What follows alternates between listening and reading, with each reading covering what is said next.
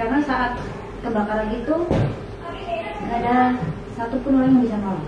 Terus aku bilang bawain kain atau apa lemparin ke atas buat aku loncat gitu. Allah janjikan di balik kesulitan kan pasti ada kemudahan, dan itu alhamdulillah tiba-tiba ada orang yang SMS gitu ke nomor manajemennya gitu.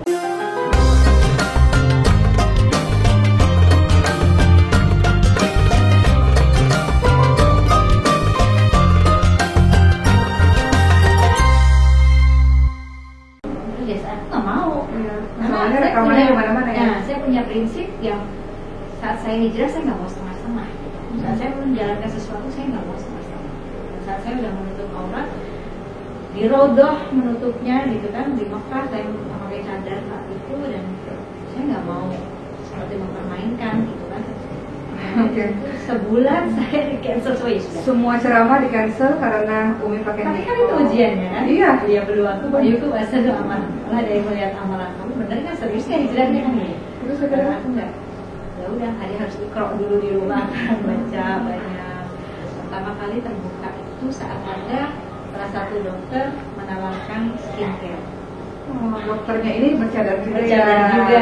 Nah, jadi saya bingung kan, nah dokter nggak takut nanti produknya nggak laku gara-gara saya, kan namanya jual produk kecantikan harus terbuka melihat wajahnya gitu. Tapi kata dokter benar-benar yang saya bisa bayar artis yang cantik sekali, tapi kalau di situ nggak ada rezeki saya sama Allah, jadi saya nggak peduli mau pakai cadar atau enggak, orang tahu itu loh, rezeki saya kasih Allah.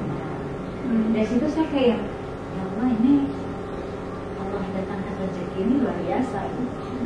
Jadi memang benar ya, saat kita memperbaiki hubungan kita dengan Allah, maka Allah akan perbaiki bersama kita, dan itu dibuka pelan-pelan rezeki. Jadi mengalami penolakan tadinya, kemudian nggak tahu nih dapat uangnya dari mana untuk menghidupi anak-anak.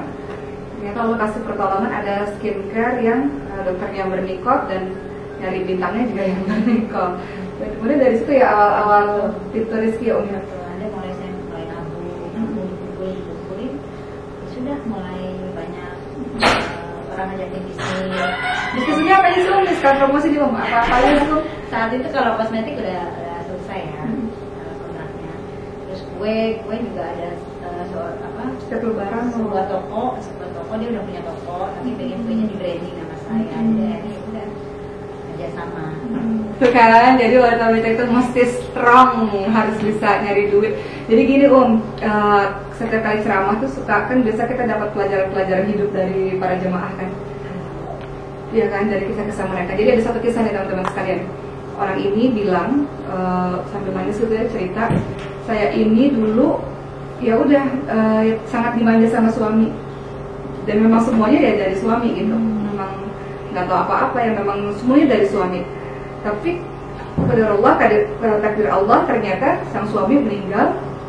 Kemudian dia akhirnya bertahan hidup dari harta peninggalan suami, tapi dia nggak punya skill apa-apa kan? Karena selama ini terlalu enak hidupnya, nggak punya skill apa-apa, jadinya kesulitan untuk bertahan hidup gitu. Jadi ini pelajaran besar dari cerita Bebek juga teman-teman sekalian, bahwa perempuan kita harus punya skill. Teman-teman bisa apa aja, yang skill dagang silahkan berdagang, kemudian yang masak silahkan buat makanan lah, atau yang baju atau apapun itu, bukan untuk kita menafkahi keluarga, tidak, karena yang menafkahi laki-laki, tapi suatu saat terjadi apa-apa kita bisa berdiri di atas kaki kita sendiri. Itu ya, nggak kita minta sama orang tuanya, bapaknya Umi. Oke, dari masalah dakwah, masalah kerjaan. Jadi Umi bertahan sampai hari ini alhamdulillah dengan bisnis-bisnis yang Umi lakukan. Dan Umi aktif banget ya jualan-jualan di Instagramnya, Masya Allah. Open endorsement juga teman-teman sekalian, halal, kenapa tidak ya, untuk membiayai kehidupan sehari-hari, Masya Allah. Terima kasih ya. Sekolah kan sekarang mahal. Iya, yang udah endorse kita, alhamdulillah, terima kasih. Bisa buat kehidupan sehari-hari. Nah, sekarang mau nanya tentang dakwah. Setiap orang yang dakwah pasti ada tantangan-tantangannya. Nah, kalau untuk Umi, apa sih tantangan dakwah, suka duka lah, dukanya dakwah yang Umi lakukan sampai hari ini? Kalau dukanya sih sebenarnya nggak ada ya, lebih ke nyaman. Jujur saya lebih nyaman untuk berdakwah di depan jamaah yang masjid gitu daripada harus di kamera gitu. Karena ada kekuatan, ada power sendiri saat bertemu orang pegang tangan, orang mendoain kita, itu tuh ada kekuatan sendiri gitu ya. Saat berjabat sama saudara muslim kita, berjabatan tangan, dipeluk, dikasih doa, itu beda banget gitu, ya. Dan rindu seperti itu gitu. Jadi dukanya apa? Capek atau Ya capek, pasti ya, pasti capek. Apalagi kalau yang ngelihat jamaah yang gak paham kita gitu, kita udah capek masih ada foto-foto gitu kan. Padahal udah pakai cadar loh, masih tetap aja.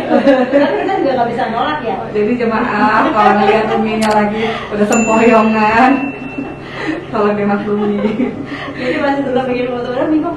Mereka sama pakai cadar apa yang kelihatan gitu. Jadi tetap aja foto. Nanti udah nyampe hotel masih dikejar dan itu dan kan kita harus tetap layani hidup aja. Tapi happy aja gitu. Harus menghargai mereka. Tapi anak-anak gimana ditinggal? Kalau kayak Oki misalnya, kalau Oki dakwah gitu, kalau Oki dakwah kan suami ada di rumah gitu. Maksudnya anak-anak nggak ditinggal terus-terusan gitu. Kalau Umi dakwah kan artinya anak-anak di rumah. Alhamdulillah anak udah gede semua kan. Jadi mereka tuh udah mandiri. Karena mungkin gini ya, saya melihat anak-anak saya itu luar biasa. Mereka juga merasakan ujian. Iya. Karena saat Adi kehilangan project, dia umur sama saya, 12 tahun waktu saya pun kehilangan ibu saya. Bahkan justru saya malah melihat kekuatan dia. Saat saya umur 12 tahun kehilangan ibu saya jadi anak yang temperamen, jadi yang marah gitu. Allah nggak adil, teriak-teriak. Karena saya melihat ibu saya meninggal di hadapan saya gitu, dan itu yang buat saya nggak bisa kuat gitu. Marah selalu setiap kali terima rapot yang ngambilin ayah saya marah, nangis nggak mau gitu kan. Tapi saat saya kehilangan almarhum yang tadinya saya nggak mau ngapa-ngapain, tapi pengennya mati juga gitu kan, nggak mau makan seharian, malam meninggal sampai pagi, sampai mau lemas banget tuh. Sampai mau ke masjid Istiqlal, sampai dikubur, pulang ke rumah masih belum makan, saya baru minum aja. Dan teman saya bawain makanan, saya nggak suka. Andibah saat itu, karena mungkin teman-teman saya nggak berhasil, Andibah deketin saya sambil mau nyuapin, Umi makan, kamu aja makan. Tapi dia bisikin, kalau Umi begini terus nanti sakit, yang ngurus kami siapa? Masya Allah. Itu kekuatan banget. Kita harus sehat dengan anak-anak. Yang ngurus kita siapa? Dari situ saya kayak, Insya Allah. Memang kalau Umi nggak makan bisa bikin Abi hidup lagi. Dari situ saya yang kayak ditampar gitu, tuh lihat anak kamu aja bisa.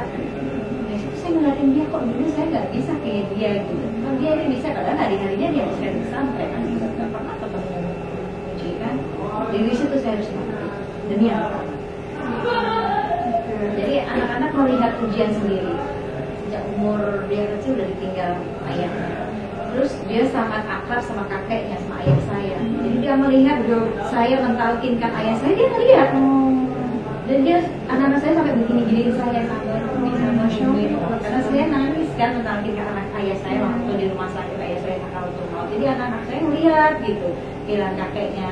Bahkan pas di jenazahnya masih disemayamkan di rumah duka, anak-anak saya tidur di sebelah kakeknya karena saking dekatnya.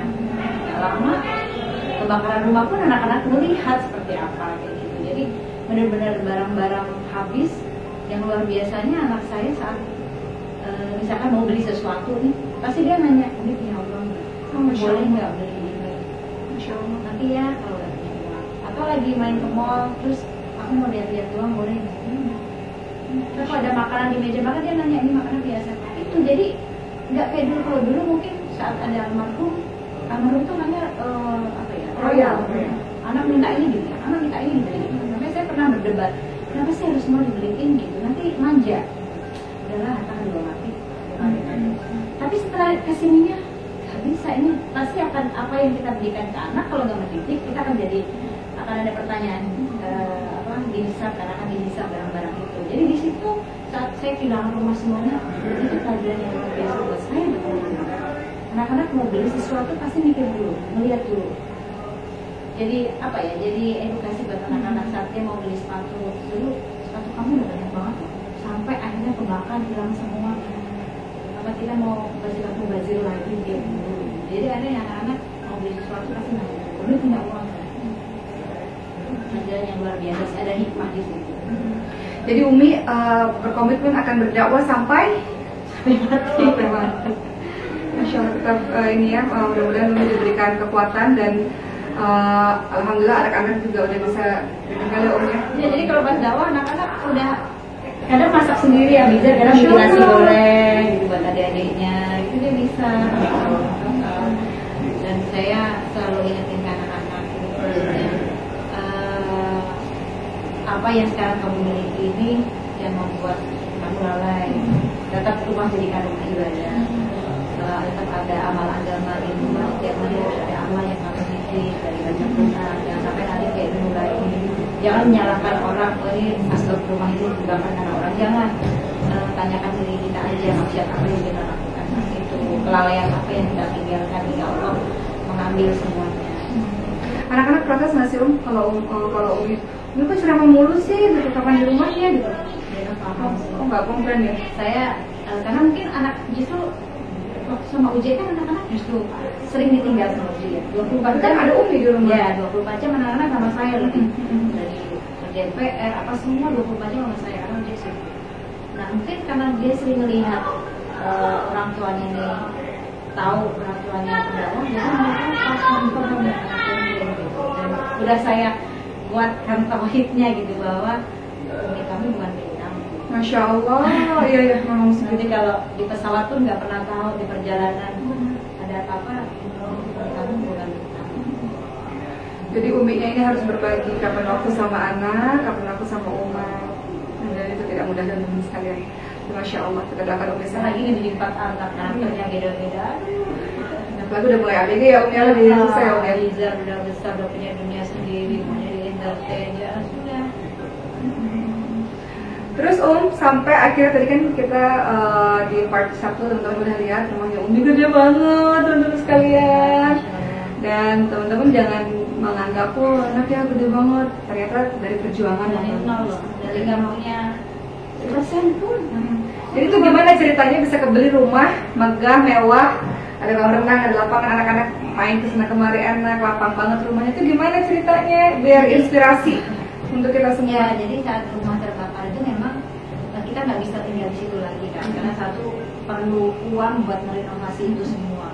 Yang kedua, saya tanyain ke anak-anak mau balik lagi ke situ nggak? Kalau memang mau balik lagi ke situ, Umi kerja keras buat ngumpulin uang buat bangun itu lagi. Tapi anak-anak nggak mau karena trauma dan takut gitu. Akhirnya ya sudah kita jual. Karena satu juga itu kan ada hak warisan orang lain juga kan, yang Islam. Jadi ya sudah akhirnya kita jual.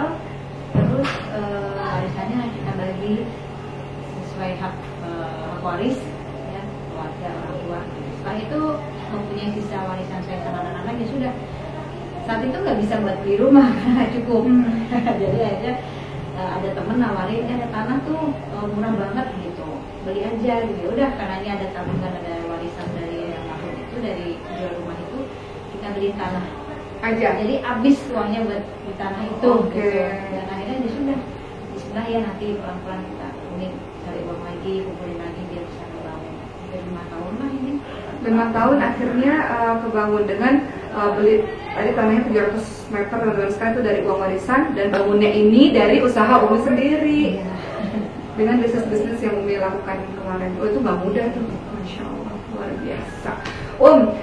Ini kalau ngomongin soal Umi, ini Umi mau jawab boleh, nggak jawab boleh. Jadi tentu kita sebagai manusia biasa ada, apalagi orang yang dikenal, ada pemberitaan positif, ada pemberitaan negatif. Nah, bagaimana Umi menanggapi pemberitaan-pemberitaan yang orang-orang beritakan terhadap Umi, baik itu positif maupun negatif? Saya selalu menutup telinga buat sesuatu yang membuat saya terhati, membuat saya terganggu. Tapi saya selalu membuka telinga buat sesuatu yang positif, yang membuat aku semakin semangat untuk beribadah, untuk membantu orang lain. Tapi saya juga selalu ajarin ke anak-anak, kamu punya tangan, 2 tangan nggak mungkin buat nutupin mulut orang-orang yang berkata buruk tentang kamu, tentang kita. Tapi kamu punya tangan, 2 tangan untuk menutupi telinga kamu dari keburukan, dari hal buruk orang lain atau dari keburukan orang lain atau hal buruk tentang kamu. Itu aja. Tapi buka tangan kamu, benarkan telinga kamu untuk mendengarkan hal-hal yang baik dari orang butuh, kamu tolong. Terus om, kita kan sebagai manusia biasa, ya kadang kita kesel, kadang kita marah. Apakah om merasakan itu atau ya udah? Ya kesel ada gitu. Dan Cuma bagaimana meredam itu? kita punya Allah, apa ya? Ya itu tadi, saya tidak menentukan penilaian manusia lagi. Gitu. Maksudnya hijrah saya bukan untuk dipuji orang, dinilai orang gitu. Tapi hijrah itu kan meninggalkan dan ditinggalkan, siap meninggalkan dan siap ditinggalkan gitu. Mau ditinggalkan dengan berita apapun, berita miring atau benar atau enggaknya, penting Allah nggak ninggalin saya, itu aja. Saya masih punya anak-anak, hidup sama anak-anak. Allah. Oke Umi, nih terakhir nih nggak terakhir juga sih, ada beberapa pertanyaannya. Harapan Umi ke depannya untuk kehidupan Umi sendiri dan untuk anak-anak, kira-kira gambaran Umi itu kayak gimana? Harapannya Anak-anak, untuk Umi sendiri. untuk anak-anak ya pengen, saya selalu Apakah Umi mau pandemi aja atau gimana, kan nggak tahu Umi, kan kita nggak tahu doa dari ya orang-orang. biarkan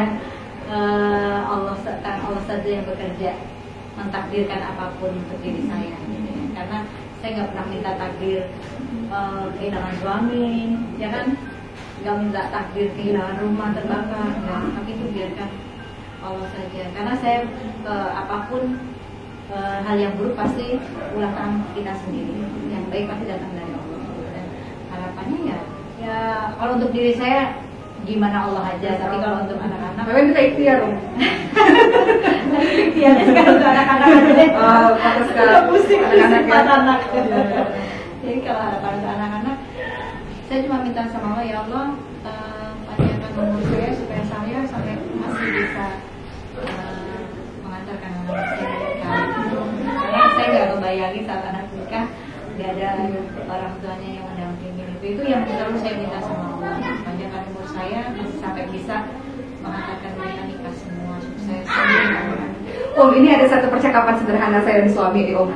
Ini pengen saya share kepada teman-teman sekalian. Jadi suami pernah bilang gini, nanti kalau seandainya abang meninggal duluan, kamu nikah lagi atau enggak? Gitu. Terus saya bilang, apa jawabannya teman-teman sekalian? Saya bilang begini, kalau Allah takdirkan saya nikah lagi, ya saya nikah lagi. Kalau Allah takdirkan saya tidak menikah lagi, ya saya tidak menikah lagi. Gitu teman-teman sekalian. Jadi, yuk, nggak tahu takdir Allah Subhanahu Wa Taala. Jadi jangan kita mengatakan ya kita nggak tahu Allah takdirkan yang terbaik buat kita seperti apa, kayak gitu. Nah Om, ini terakhir banget dalam kehidupan kita, banyak orang-orang yang berjasa sekali kepada kita. Banyak juga mungkin ada orang-orang yang tanpa sengaja atau secara sengaja mungkin kita sakiti atau kita lukai, mungkin di kamera atau lagi minta foto atau apa, kitanya lagi capek atau apalah apapun itu.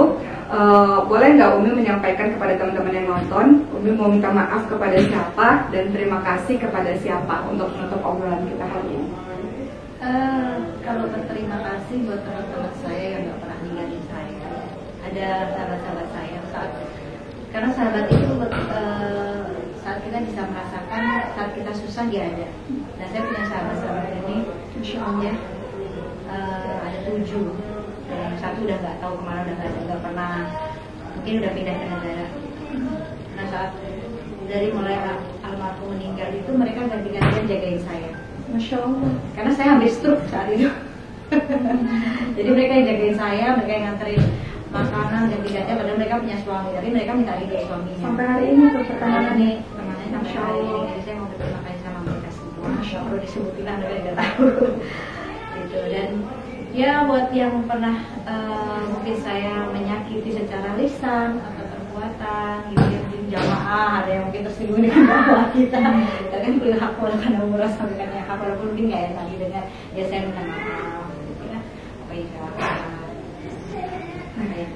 begitu teman-teman sekalian. Dan doakan, tadi di awal banget Umi bilang mau buat rumah tahfiz. Jadi ya mau rumah nih. Apa anak panti asuhan atau rumah tahfiz Om? Rumah tahfiz aja tapi nggak anak yatim. Bagaimana progresnya Om? Doain ya, Umi katanya tuh di tanah di depan rumah tuh pengen banget. Doain Umi rezekinya banyak, berkah supaya bisa bikin rumah tahfiz. Karena saya pengen nanti saat Allah kasih rezeki bisa beli tanah itu, bikin rumah tahfiz anak yatim di situ, pengen saat mati dikumpulin. Jadi nggak usah jauh-jauh aja, anak-anak biar deket. Jadi yang doain kita, yang nganterin jenazah kita, yang ziarah ke kubur kita, Anak yatim aja. Alias Umi mau nanti kalau udah nggak ada, matinya dikelilingi oleh anak-anak yatim. Ayo doain ya, semoga cita-cita Umi terwujud, insya Allah. Umi saya memahami juga nih kenapa Umi pengen merawat anak yatim, karena anak Umi sendiri juga anak yatim. Jadi mereka antusias banget. Karena mereka merasakan apa yang teman-temannya rasakan. Kita doakan semoga semuanya lancar Umi, sehat-sehat aja Umi ya. Semoga kelenjar getah benihnya itu sembuh, Allah sembuhkan, pandemi segera berlalu, semoga supaya Umi bisa dakwah lagi kemana-mana lagi insya Allah. Amin. Amin. Ya udah ya teman-teman sekalian, makasih nih bagi yang kangen-kangen sama Umi, kan Umi jarang nih ngobrol-ngobrol panjang kan di mana-mana, jadi mudah-mudahan bisa melepas kerinduan bersama dengan Umi Pipik. Terima kasih ya Dah, assalamualaikum.